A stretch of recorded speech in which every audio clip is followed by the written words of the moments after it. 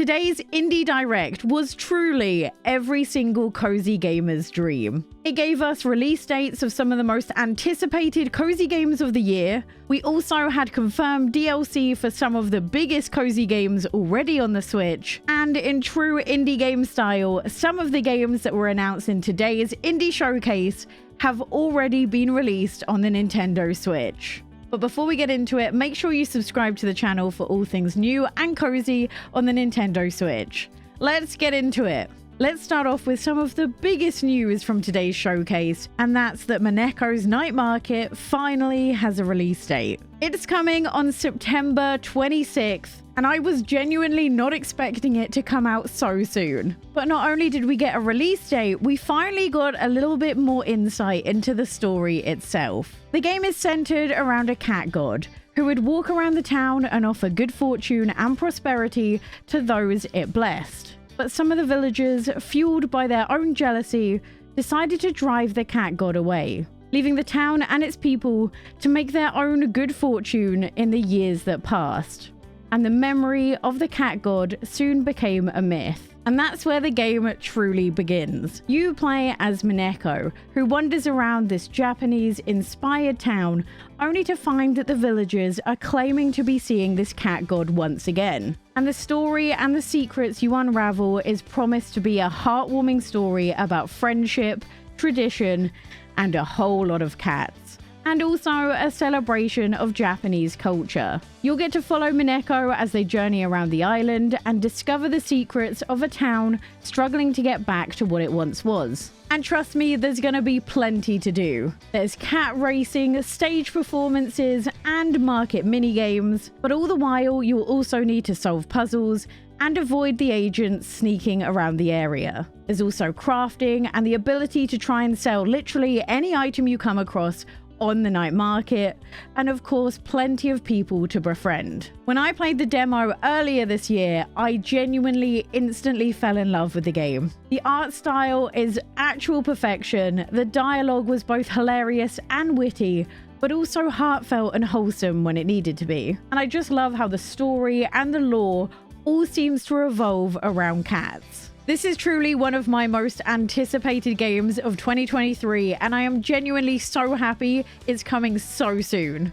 Next, we finally got confirmation that My Time at Sandrock will also be launching on the Nintendo Switch. And once again, it is coming this summer. Just a warning, summer is looking to be really expensive. Now, I have actually already started playing My Time at Sandrock in early access, and I found that it is so much more than a basic farming sim. It has a fantastic story, fully voice-acted NPCs which gave them so much more character, and the NPCs have side quests that let you learn more about them with fully fleshed out backstories for you to uncover. The story of My Time at Sandrock takes place in a wholesome, post-apocalyptic world. Truly, those are words I never thought I'd see included in the same sentence, but here we are. And the game's set 300 years after the Day of Calamity, where most modern technology was destroyed. The game starts off seeing you accept a job to become Sandrock's newest builder, where it's up to you and the rest of the townspeople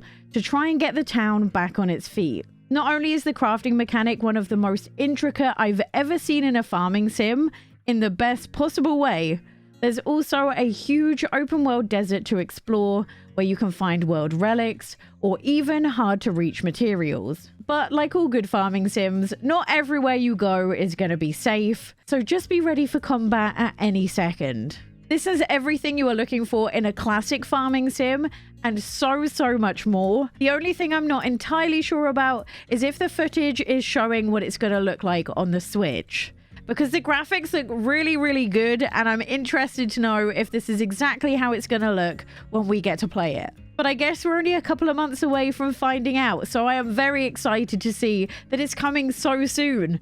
I think that's the theme of this whole showcase, to be honest. Now, if you're a lover of board games, sewing, and cats, you are gonna love this next game.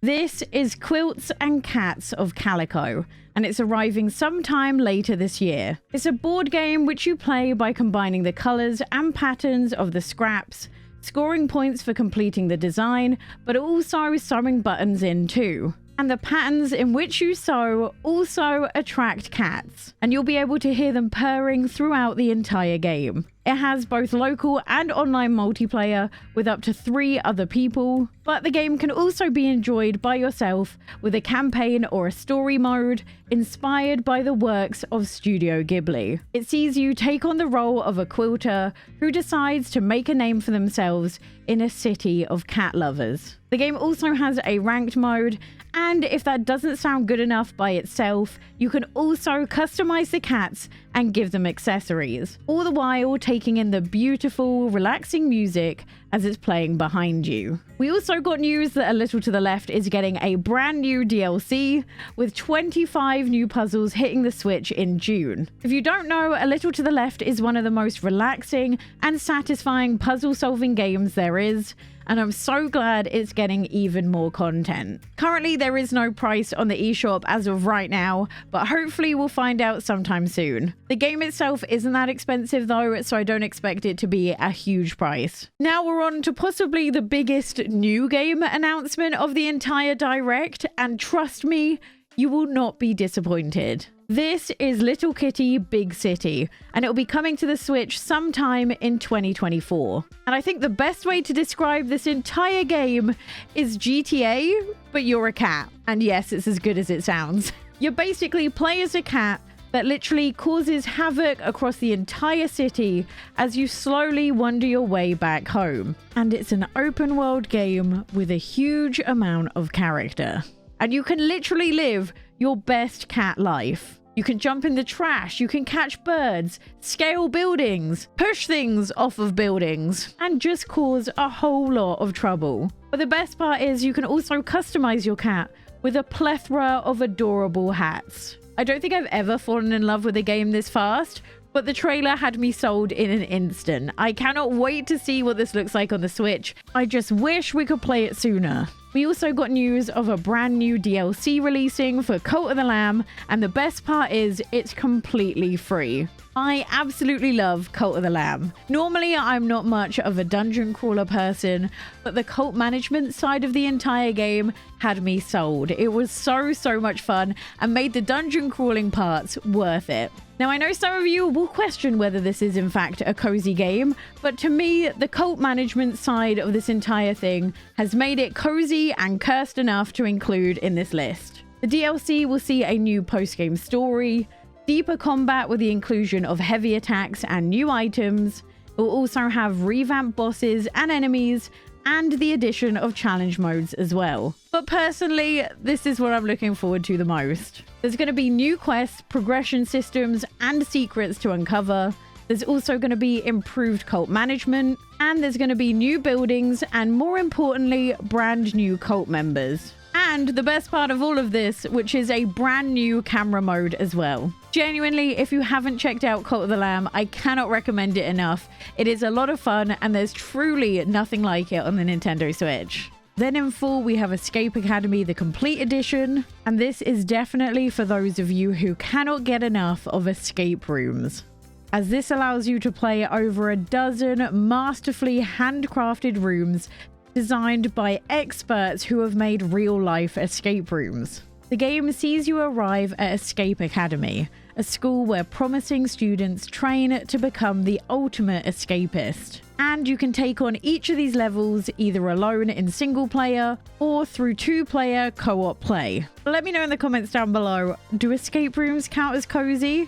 I think they do, mostly. Next is another brand new game that just got announced, and it's called Crime O'Clock. Now, I'm not gonna lie, when I first saw the trailer, I did not understand much of it, but I'm gonna do my best to try and explain the entire concept. In this game, you play as a crime detective that solves crime through time that should have never happened. Every map you visit has multiple time markers, allowing you to solve crime throughout the 5 different ages in the game. But the best part is, by traveling through time and meeting the character and resolving cases, what you do in one era can affect the others. But despite the many different maps there are to play on, there's a common thread running throughout the entire game, as something or someone is trying to disrupt time. Given the size of the maps, it also kind of seems like it's a mix between puzzle solving and basically Where's Wally in a completely different take of a point and click game.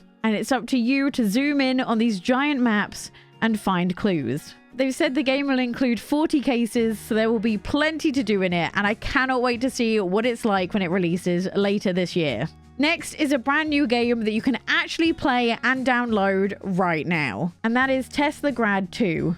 This is a Scandinavian-inspired game filled with physics-based puzzles, epic boss battles, and a beautiful visual story that's told only by what you see. In this, you play as Lumia, who finds herself stranded after her airship crashed on a remote and treacherous land in this puzzle platformer experience. You follow Lumia's journey as she tries to get back home, using your electromagnetic powers to try and survive the dangers. As you progress, you'll have to fight Viking raiders and beasts inspired by Nordic mythology, discovering new skills as you go along. And you have the choice of either just picking up this game by itself or purchasing a bundle, which includes the first game that has been remastered with new levels as well. Then we have yet another game I am so excited about. We finally got a new trailer and more news about Oxenfree 2. And we found out that it's releasing on July 12th.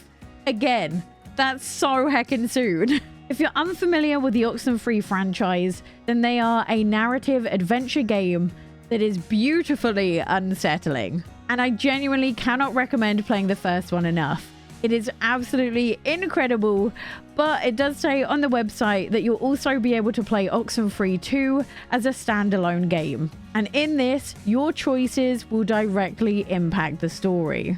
The choices you're faced with throughout the game are done through dialogue, with your answers directly impacting your relationships with the other characters. And this is set to be better than ever with a brand new walkie-talkie conversation system that allows you to chat with contacts you make at any point, and you can do things like asking them for more information or just check in with them. The story itself takes place 5 years after the first game, where the group of teenagers accidentally wound up opening a portal and created a rift between timelines and realities. Now, 5 years later, you find that a mysterious cult-like group are deliberately trying to open a new portal and are attempting to pull something or someone out. Much like the last game, you can use the radio mechanic to communicate with the supernatural and manipulate the world to travel to the past. And you can definitely expect to see multiple endings dependent on your choices. The first Oxenfree game had not only an incredible and beautiful story,